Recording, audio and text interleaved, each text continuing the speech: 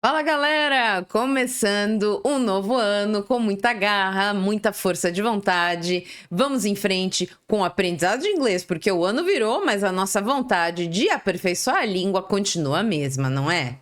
E se você me acompanhou nas redes sociais, você viu que recentemente eu fiz uma viagem para o Egito e eu tô aqui para te contar 5 perrengues que eu, professora de inglês, passei lá no Egito. Então acompanha comigo para você ver o que rolou por lá.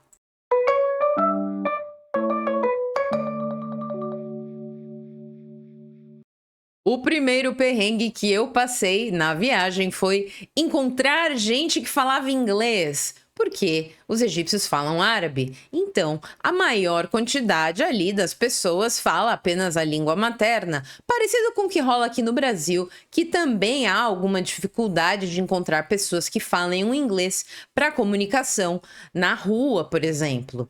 E para driblar essa dificuldade, eu buscava sempre as informações em locais grandes, como hotéis, resorts e lugares como shoppings, às vezes, lojas grandes, onde tinha muita circulação de turistas.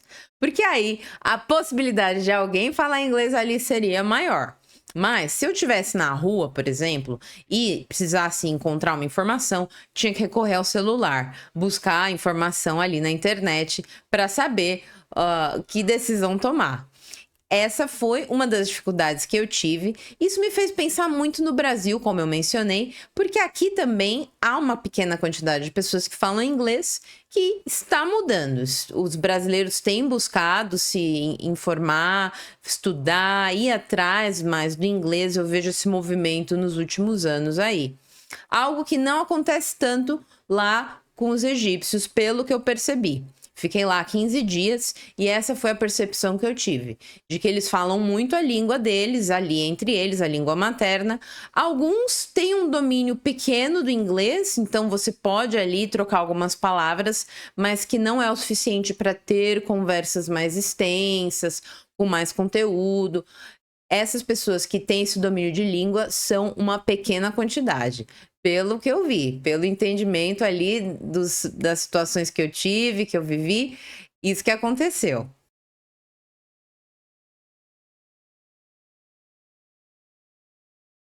O segundo perrengue que eu passei lá na viagem para o Egito, onde eu conheci 3 cidades, Cairo, Luxor e Hurghada, foi o seguinte: o sotaque.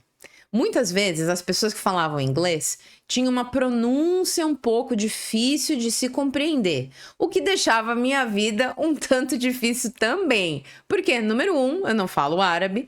Número dois, às vezes eu ficava com uma ansiedade para entender o que a pessoa estava falando, que isso atrapalhava um pouco.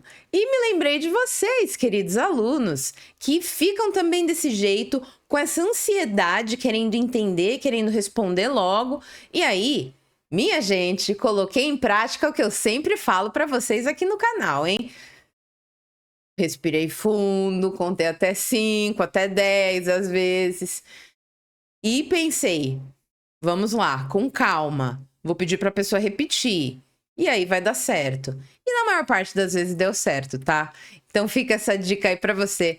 Caso você precise se comunicar com uma pessoa que vai falar inglês com você ou que tem alguma dificuldade na comunicação, como foi o que eu vivi em alguns momentos, tenha paciência para entender o que a pessoa quer dizer para você. Muitas vezes a pronúncia dela não vai ser das melhores, ou ela vai cometer ali alguns errinhos, alguns equívocos, e tá tudo bem. Você precisa manter a calma, manter a paciência para identificar os momentos ali de pedir para a pessoa repetir, para que a comunicação não fique truncada, para que os dois se entendam e a conversa continue rolando.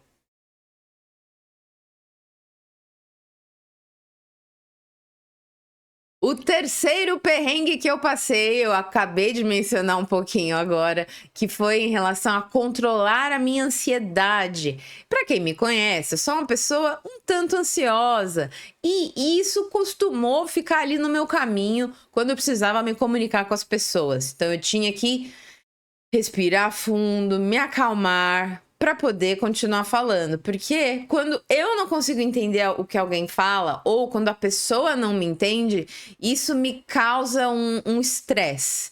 E é natural, para qualquer pessoa que fala uma língua, quando existe essa barreira, que é também cultural, fica um pouco mais difícil. Mas, como eu mencionei, nada com a boa e velha paciência para te deixar mais tranquilo, para você conseguir abaixar ali essa ansiedade e ouvir melhor o que a pessoa diz para você, para saber o que responder.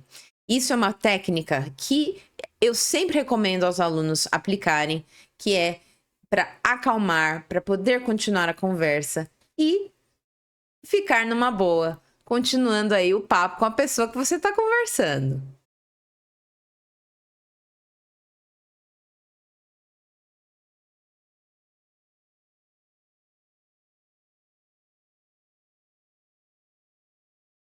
O quarto perrengue que eu passei foi em relação aos costumes e hábitos. Gente, lá no Egito, os costumes deles são muito diferentes daqui do Brasil. Também por cultura, não é mesmo? A nossa cultura aqui é uma, a cultura deles é outra. A língua deles é absolutamente diferente do português. Não é possível nem entender uma palavra que seja de árabe, e a grafia é muito diferente, são pequenos desenhos, e é interessante, porque eu descobri que esses pequenos desenhos do árabe, eles têm origem lá atrás nos hieróglifos. Então, é como se tivesse havido uma evolução dos hieróglifos para a grafia árabe. Não é muito interessante isso? Mas, de qualquer forma, é absolutamente diferente do que a gente está acostumado aqui com o nosso alfabeto. E só por isso já foi uma enorme, enorme diferença e choque.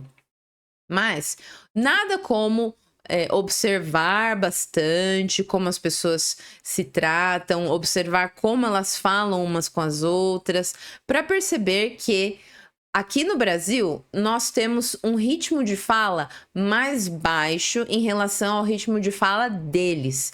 Então, quando duas pessoas estão falando árabe, parece que elas estão brigando.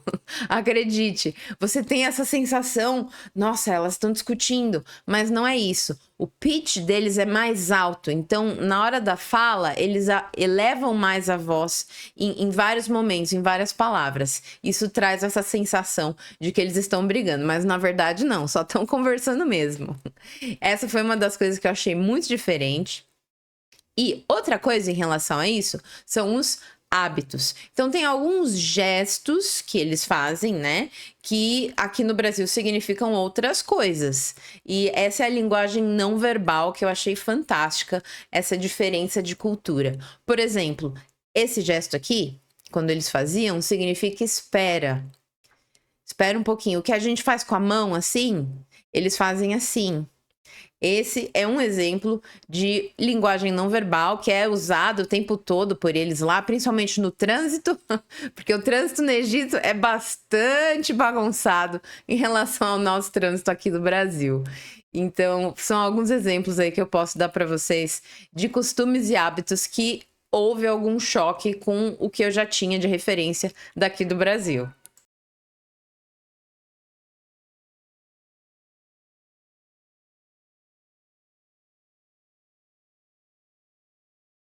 O quinto perrengue que eu passei na viagem foi em relação a roupas e comida.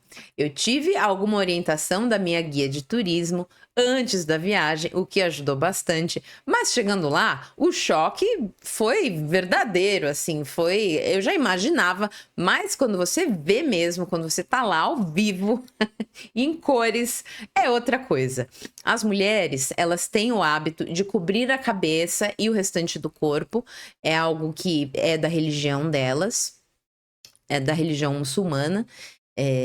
Isso trouxe bastante estranheza no primeiro momento, porque aqui no Brasil, vocês sabem como é, não é? É comum que as pessoas mostrem partes do corpo, né, em público, e isso foi algo que me chamou muito a atenção. E os nomes das roupas são diferentes. Eles têm os nomes deles lá, que nós aqui não fazemos ideia, porque não existe esse tipo de vestuário aqui para nós. Então, mesmo que eu soubesse os nomes previamente, eu poderia até ficar meio confusa para falar sobre eles ali na hora, o que não precisou, né? Mas fica aí essa ressalva de que há nomes diferentes ali das roupas.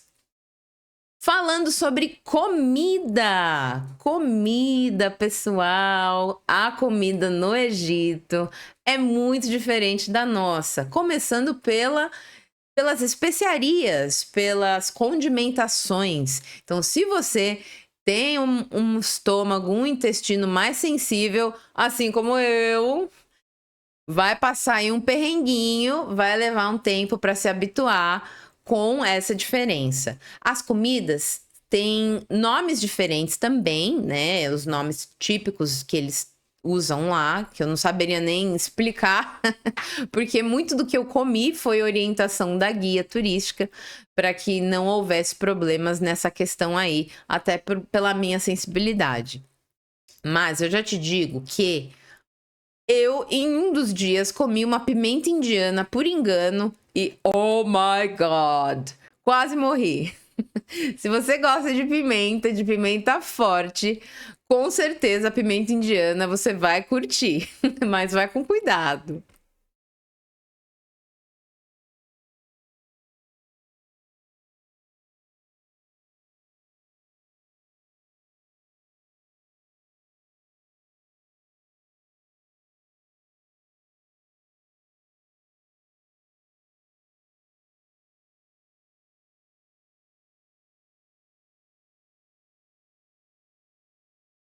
E esses foram os 5 pontos que eu trouxe para vocês da minha viagem para o Egito.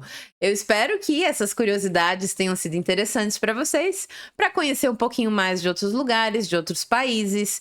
Nesse caso aqui, falei sobre o Egito.